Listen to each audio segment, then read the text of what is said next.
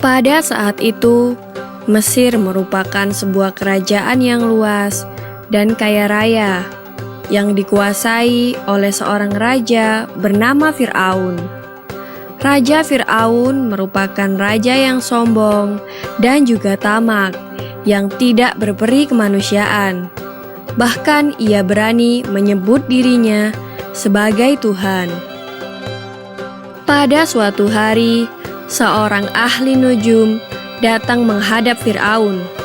Ia mengatakan bahwa menurut perhitungan dan ramalannya, tak lama lagi akan lahir seorang bayi dari bangsa Israel yang kelak akan menjadi musuh dan menjatuhkan kekuasaannya.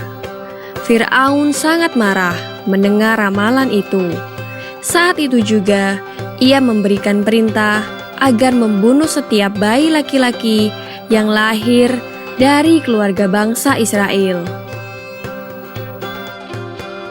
Nabi Musa alaihi salam dilahirkan oleh pasangan suami istri yang bernama Imron dan Yukabat. Ketika mengetahui bahwa anaknya yang lahir adalah seorang anak laki-laki, Yukabat dan Imron merasa panik. Jika tak segera disembunyikan, anak itu tentu akan dibunuh oleh para prajurit Fir'aun.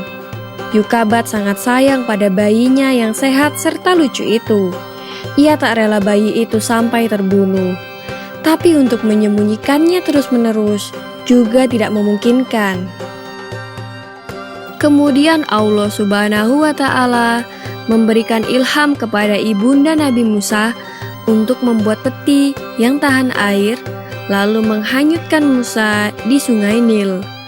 Kakak Musa juga diperintahkan untuk mengikuti kemana peti itu hanyut. Ternyata peti itu ditemukan oleh putri Raja Fir'aun. Lalu peti itu dibuka, dan setelah diketahui isinya seorang bayi, mereka membawa ke hadapan ibu mereka, yaitu istri Fir'aun yang bernama Asia.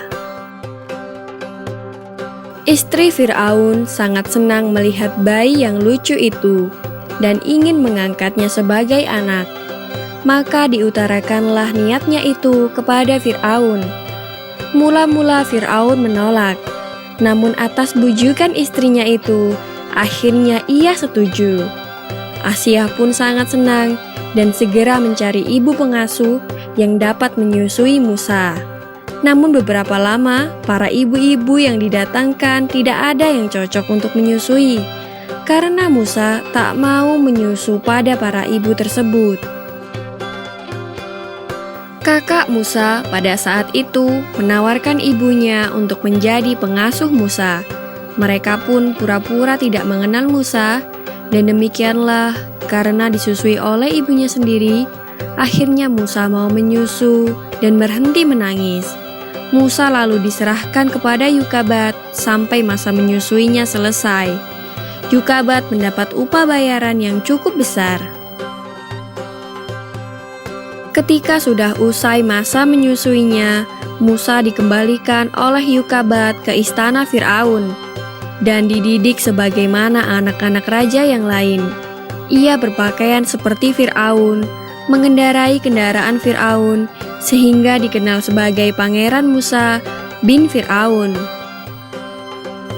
Demikian kisah kelahiran Nabi Musa alaihi salam sampai diangkatnya menjadi anak oleh Fir'aun.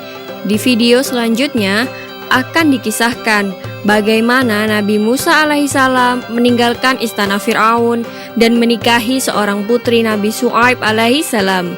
Nantikan hanya di channel YouTube Anak Muslim.